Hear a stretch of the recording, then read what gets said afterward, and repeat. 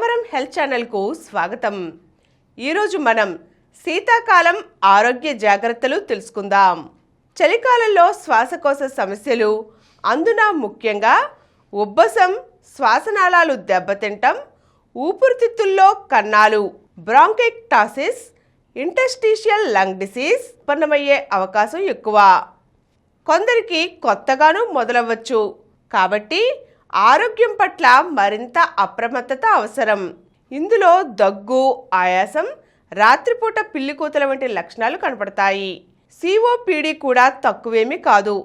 ఆయాసం ముఖ్యంగా పనిచేస్తున్నప్పుడు శ్వాస సరిగా ఆడకపోవడం, పిల్లికూతలు విడవకుండా దగ్గు వంటి వాటితో తీవ్రంగా వేధిస్తుంది.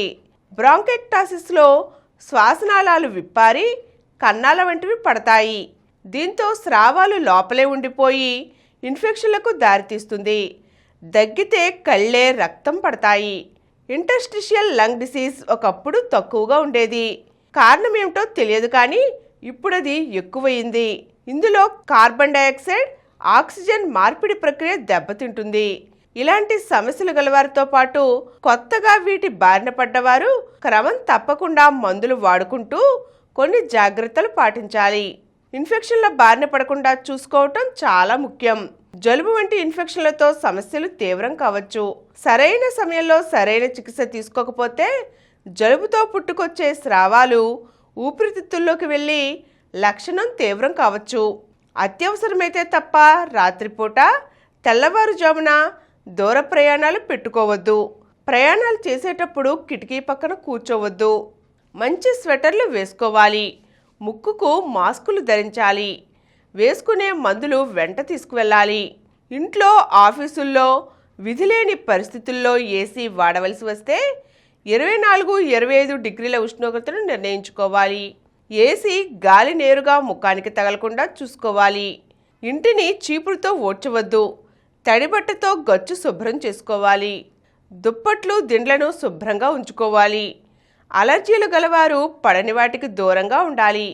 సాధారణంగా చలికాలంలో చల్లటి పదార్థాలు, మిఠాయిలు పడవు. వీటిని తీసుకోకపోవడమే మంచిది. అగరబత్తుల పొగ పడినవారు దూరంగా ఉండాలి. ఉబ్బసంతో బాధపడేవారు తమ పిల్లలను ఒక కంట కనిపెడుతూ ఉండాలి. చలి ప్రదేశాల్లో ఎక్కువగా ఆడకుండా చూసుకోవాలి. దుకాణాల్లో అమ్మే చిరుతిళ్ళ వంటి వాటిల్లో ఎలర్జీ కారకాలు ఉండవచ్చు. జలుబు చేస్తే నిర్లక్ష్యం చేయవద్దు. ఇన్ఫెక్షన్ ఊపిరితిత్తుల్లోకి విస్తరిస్తే ఉబ్బసంగా మారవచ్చు. పై శ్వాసకోశ సమస్యలు గలవారిలో 20% మంది ఉబ్బసంతో బాధపడుతుంటారు. అందువల్ల ముక్కు దిబ్బడ, ముక్కు కారడం, కళ్ళు ఎర్రబట్టం, దురద వంటి అలర్జీలు కనిపిస్తే ఉబ్బసం కావచ్చునని అనుమానించాలి. ఆక్సిజన్ మీదుండే ILD బాధితులు దూర ప్రయాణాలు చేయవద్దు. వీరికి ఇన్ఫెక్షన్లు వస్తే చికిత్స కష్టమవుతుంది. గుండె, కిడ్నీ జబ్బుల వంటివి ఉన్నట్లయితే ఇంకా ఎక్కువ జాగ్రత్తలు తీసుకోవాలి. పొగ తాగే అలవాటు ఉంటే మానివేయాలి. కాలుష్యం గల ప్రాంతాలకు వెళ్ళవద్దు. అలాగే ఇంకా పాటించవలసిన ఆహార జాగ్రత్తలు, నియమాలు ఏమిటంటే, చలిని ఎదుర్కోవటానికి శరీరానికి ఎక్కువ శక్తి అవసరం. ఇందులో ఆహారం పాత్ర కీలకం. అందువల్ల చలికాలంలో కాస్త ఎక్కువగా తినవలసి ఉంటుంది. మనసు కూడా మిర్చి బజ్జీల వంటి చిరుతిళ్ళ వైపు మళ్ళుతుంది. అయితే జంక్ ఫుడ్తో బరువు పెరిగే ప్రమాదం ఉంది. పిండి పదార్థాలు, ప్రోటీన్లు, కొవ్వులు శరీరానికి శక్తిని అందిస్తాయి. మనకు రోజుకు ఎంత శక్తినిచ్చే క్యాలరీలు అవసరమనేది పొడవు, బరువు పన్ని బట్టి ఆధారపడి ఉంటుంది.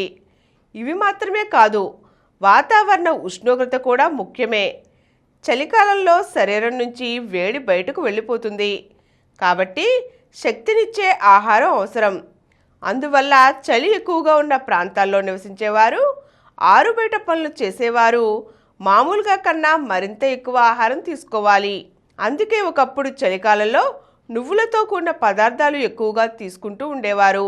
నువ్వులు, అవిసె గింజలు, బాదం, జీడిపప్పు, పిస్తా, ఇతర గింజ పప్పులు మంచి శక్తిని అందిస్తాయి. వీటిల్లోని మంచి కొవ్వులు చర్మం పగలకుండా కాపాడతాయి కూడా. అలాగే విటమిన్ E, విటమిన్ D కూడా లభిస్తాయి. ఇవి జీవక్రియలను ఉత్తేజితం చేయడంతో పాటు చర్మ ఆరోగ్యానికి తోడ్పడతాయి. పొట్టుతో కూడిన తృణధాన్యాలు మంచివే. ఇవి శక్తిని అందజేస్తాయి. కొన్ని మంచి విటమిన్లు అందుతాయి. చలిలో సూక్ష్మక్రిములు ఎక్కువగా వృద్ధి చెందుతాయి. దీంతో జలుబు, ఫ్లూ వంటి ఇన్ఫెక్షన్ల ముప్పు పెరుగుతుంది. అంతేకాక చలికాలంలో వాయు కాలుష్యము ఎక్కువే. వాహనాలు, పరిశ్రమల నుంచి వెలువడే మసి పదార్థం పొగమంచుకు అంటుకుపోతుంది. దీనిలోని కాలుష్య కారకాలు పీల్చుకునే గాలితో పాటుగా ముక్కు ద్వారా ఊపిరితిత్తుల్లోకి వెళ్తాయి. ఇవి చిక్కులు తెచ్చిపెడతాయి. కాబట్టి రోగనిరోధక శక్తిని పెంచుకోవటం ముఖ్యం. దీనికై మంచి ప్రోటీన్ బాగా ఉపయోగపడుతుంది.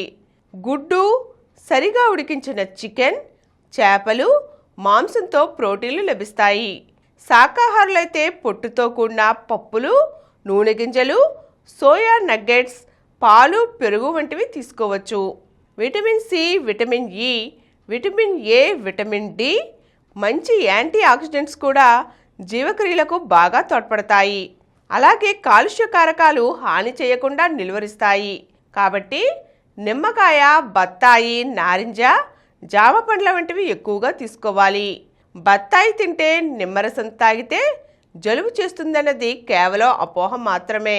నిమ్మకాయ పచ్చడి కాకుండా తాజా నిమ్మకాయల రసమే తీసుకోవాలి. ఎరుపు క్యాప్సికం, పసుపు క్యాప్సికం, కీరా, క్యాబేజీల్లోనూ విటమిన్ సి పుష్కలంగా ఉంటుంది.